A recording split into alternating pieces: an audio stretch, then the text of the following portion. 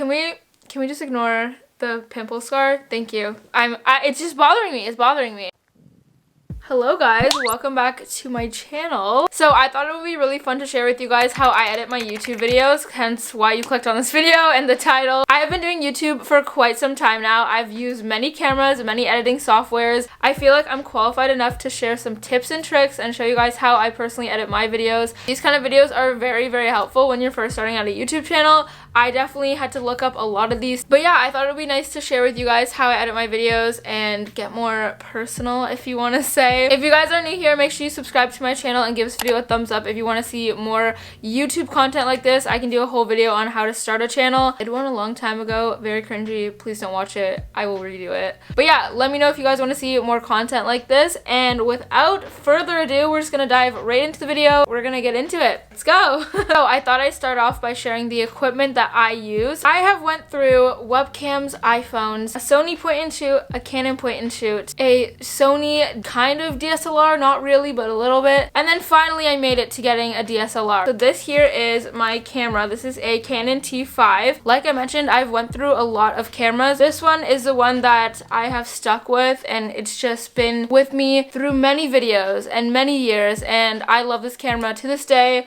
This is a DSLR. It's a bigger, heftier camera. I definitely do want to invest in getting another DSLR. Although this camera has been with me through many moments, I have not used it in a couple months because I got a new camera. Currently, I use this for photography. However, this is a really good camera. I don't think this is actually made for video because, as you can tell, there's no flip out screen, but it did me well, and now I use it merely for photography. I do want to invest in getting another DSLR for sit down videos that's a bit higher quality. Depending on the video I'm gonna make, I probably will end up using this some more. This is my baby, and I love her so much. It also currently has a 15 to 85 millimeter lens. This is not a kit lens, so this is a little bit bigger. Okay, I'm going to take you off the tripod for a second so you can see. So this is my camera that I have been using to film all my videos since May, and I love it so much. This is the Canon M50. It is actually more expensive than my DSLR. It comes with the flip out screen, so it's really good for vlogging and video. I love this so much. It has autofocus.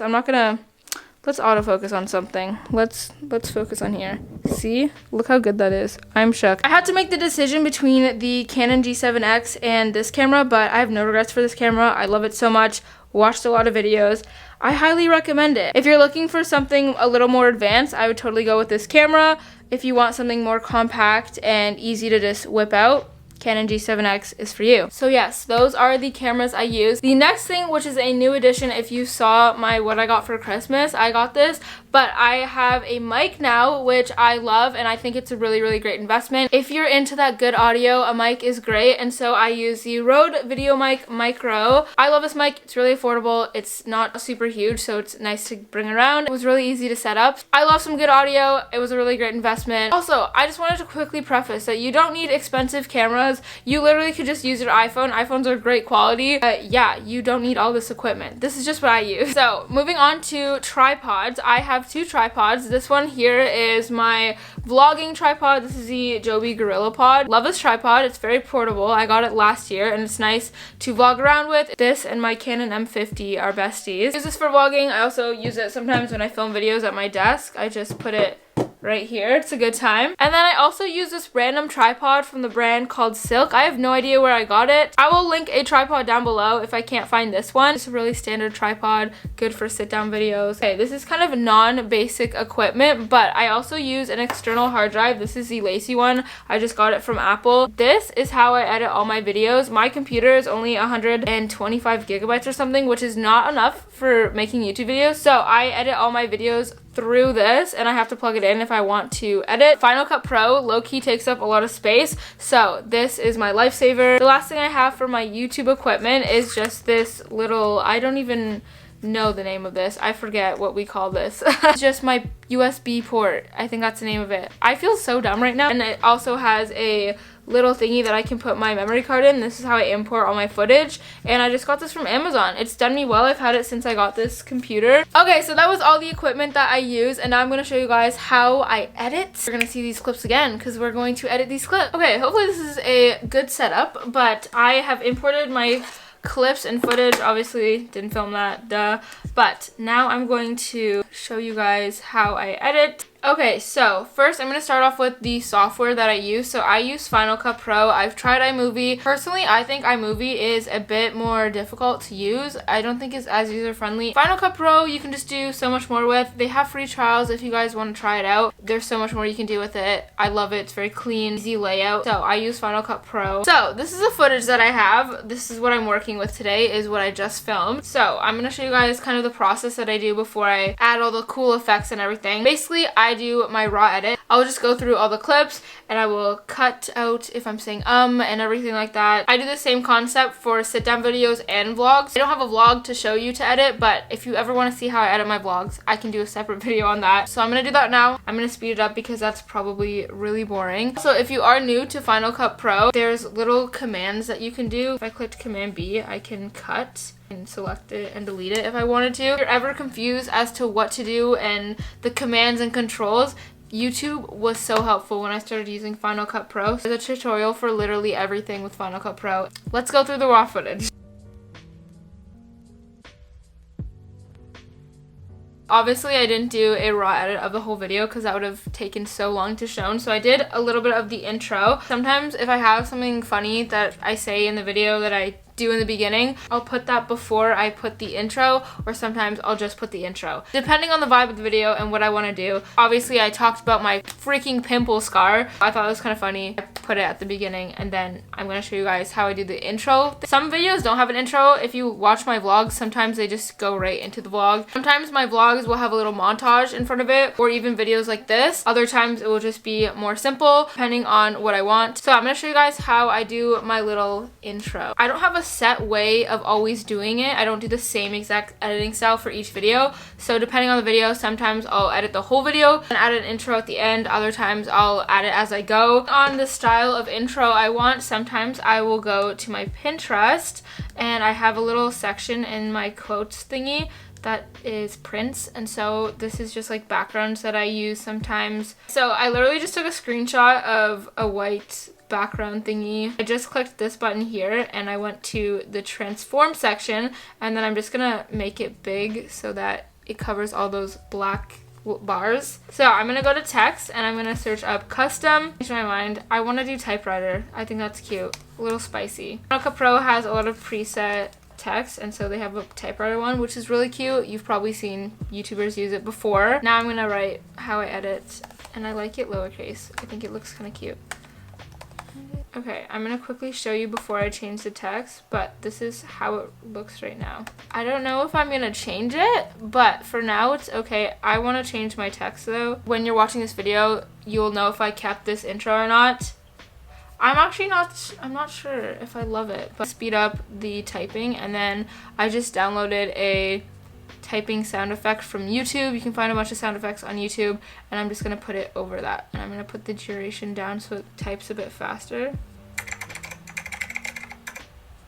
That's the intro that I made. I'm gonna leave it for now, and then once I actually finish editing the video, if I don't like it, I'll change it. I do this sometimes, and then sometimes to spice it up, I'll do a little glitch. So I'm gonna just put the duration all the way so that it doesn't move, and then I go to this effects button over here. I'll search bad TV, drop it on here, so then when you look at it, it does that. So yeah, I just kind of play around with it, see how I like it. That is how I'll make a basic intro. I feel like I might change that up, and if I did, you'll see at the beginning of this video. That's how I do an intro. So the next thing I'm going to show you guys how to do is overlays. I'm going to show you two different ways that I do overlays. The first thing I do is a little text overlay, and I make it look aesthetic. You don't even have to put a text for this, but I just think it looks really aesthetic, and it's good for intros as well. The first thing I'll do is save a picture on Google of a solid background. It could be yellow, it could be pink. I will expand it again with the transform tool so it looks like this. Let's go to this little thingy button over here and go to the opacity and turn it down. And when you turn it down, it will be foggy like that, and it just, if I were to put a text over it, let's say I move this text here, it would look like this. Very cute, right? So, you know what? I changed my mind. Haha, I'm gonna do this as my intro instead. So, that is one way I do an overlay, and then that is actually what I'm gonna do for my intro instead. That's what I'm gonna do for my intro instead. So yeah, that's basically two options on how you can do an intro. I'm a mess. What am I doing? So the second way I do overlays, I don't do it as often, but it obviously depends on the video. I use this overlay technique, if you want to say, a lot of the time when I do a try on clothing haul. I am also doing it for this video, but I basically just put a clip over top of another clip. If I'm talking about a certain product, it will just go over it so you can see the product, if that makes sense. Like this. This is something very simple but effective I do, and I think it just adds a little bit of spice to it, you know? It's nice. So that's another way I do an overlay. Okay, so the next thing I'm going to show you guys how to do is a subscribe button. Normally I'll only add subscribe buttons to my sit down videos. Again, I have one saved that I found on YouTube. It's actually always linked down below, so it will already be linked there if you want to download it yourself. It's super simple. So all you do is go to the effects button over here, search in Keyer, and then you're going to drag and drop that over, and it will take away that like green screen kind of thingy. And then I will go to the transform tool, adjust it as I please, and I normally make it a decent size. And then that's basically how you do the subscribe button. And then when it clicks on the mouse, I'll add in a mouse click sound effect. You've already saw in this video. So another thing that I typically do on my videos is the zoom effect, which I think is really fun. A lot of YouTubers do this, so I'm going to show you guys how to do it. It's funny when you just have a moment. I love zoom effects. Sometimes I overuse it, I'm not going to lie, but they're kind of fun. Go to the transform tool, and then you're going to go to crop. And then in crop, there's going to be something called Ken's Burns. I don't know why that's the name, but that is. And then select the clip that I want to have the zoom in it. I will adjust it if I want. So if I want it to really zoom in, then I'll click done, and then there's a little zoom. That was a really not cute clip. I'm so sorry, but that's basically how you do the zoom. I'm going to show you guys how to do transitions. I don't do a lot of transitions anymore. I used to be obsessed with adding just a bunch. I normally use a transition at the very end of my video. When I do my outro, it does that little swipe. I just go into the transition effects area and then I search and slide, drop that. I'll also use this sometimes if I want to add a little something between clips. It will slide, and I'll normally make it really small so it goes very fast. And then I'll go to this up in the corner, slide push so that it pushes it. Looks like that.